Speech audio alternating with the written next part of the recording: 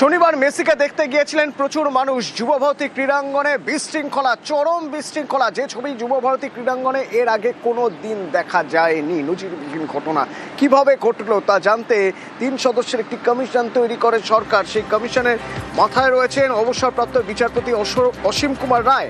এই অবসরপ্রাপ্ত বিচারপতি অসীম কুমার রায়ের নেতৃত্বে 3 সদস্যের কমিশন রিপোর্ট দিয়েছে রাজ্য সরকারকে। যে রিপোর্ট থেকে এখনো পর্যন্ত জানা যাচ্ছে সেদিনের সেই ব্যবস্থাপনায় বিধাননগর পুলিশের কোথাও গাফিলতি ছিল।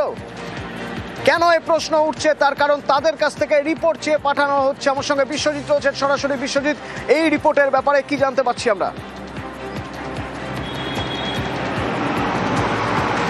একদমই, অবসরপ্রাপ্ত বিচারপতির নেতৃত্বে মুখ্য সচিব এবং স্বরাষ্ট্র সচিবকে রেখে মুখ্যমন্ত্রী যে তড়িঘড়ি যে কমিটি তৈরি করেছিলেন এবং তাদের উদ্দেশ্য ছিল যে এই ঘটনার পূর্ণাঙ্গ তদন্ত করা। সেই তারাই প্রাথমিক রিপোর্ট নবান্নে যেটা পেশ করেছে, সেই রিপোর্টে যা আছে সেই রিপোর্টে ইতিমধ্যেই এই কমিটি প্রথমে নিজেদের মধ্যে বসেছে, তারপর ঘটনাস্থল পরিদর্শন করেছেন এবং তারপর তারা যে সমস্ত বিষয়গুলো তুলে ধরছেন, প্রথমেই সিট গঠনের পরামর্শ, এসআইটি স্পেশাল ইনভেস্টিগেশন টিম। তাহলে কি বিধাননগর পুলিশ তদন্ত করছিল? তাদের সেই তদন্তে একটা নিরপেক্ষতার প্রশ্ন উঠে আসছে। কমিশনের প্রাথমিক রিপোর্টে অন্তত সেদিকেই ইঙ্গিত করা হচ্ছে। কারণ যেখানে এই মাঠে জলের বোতল ছোড়া হয়েছে, প্রচুর পরিমাণে জলের বোতল, কোল্ড ড্রিঙ্কসের বোতল, সেগুলো এলো কি করে? গেট না পেরিয়ে আসার কথা নয়। আর এই যুবভারতী ক্রীড়াঙ্গনের দেখভালের দায়িত্ব, গেটে কারা থাকবেন তাদের দায়িত্ব, কাদের দায়িত্ব ছিল, তাদের কর্তব্যে কতটা গাফিলতি ছিল, কি নির্দেশ ছিল, ঊর্ধ্বতন কর্তৃপক্ষের কি নির্দেশ ছিল, সেই নির্দেশ কি পালন করা হয়নি? কারা সেই গেটে দায়িত্বে ছিল, কাদের সেই দায়িত্ব এড়িয়ে জলের বোতল মাঠে ঢুকে গেল, সেই সমস্ত বিষয়গুলো উঠে আসছে। আর এই প্রসঙ্গেই বিধাননগর পুলিশ নয়, আসলে সিট স্পেশাল ইনভেস্টিগেশন টিম, সেই স্পেশাল ইনভেস্টিগেশন টিমের তদন্ত চাইছে এই 3 সদস্যের যে কমিশন।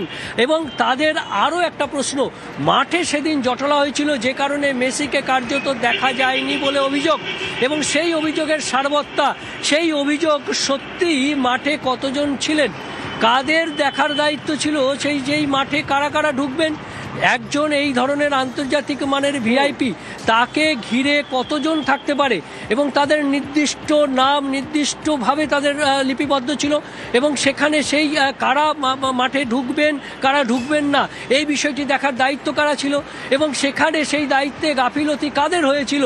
অর্থাৎ এই সমস্ত পরিকল্পনা, বিশ্বজিৎ, যে কোনোভাবে সেদিনের সেই ঘটনার দায় বিধাননগর পুলিশ বা রাজ্যের ক্রীড়া দপ্তর এড়িয়ে যেতে পারে না। অর্থাৎ সেদিনের সেই ঘটনা কিভাবে ঘটলো তা জানার জন্য সুপারিশ করা হচ্ছে একটি স্পেশাল ইনভেস্টিগেশন টিম করার জন্য।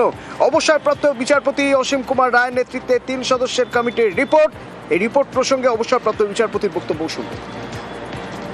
প্রিলিমিনারি করতে গিয়ে আমরা কিছু মেটেরিয়ালস পেয়েছি, তার ভিত্তিতে আমরা সরকারের কাছে আমাদের মতামত জানাচ্ছি।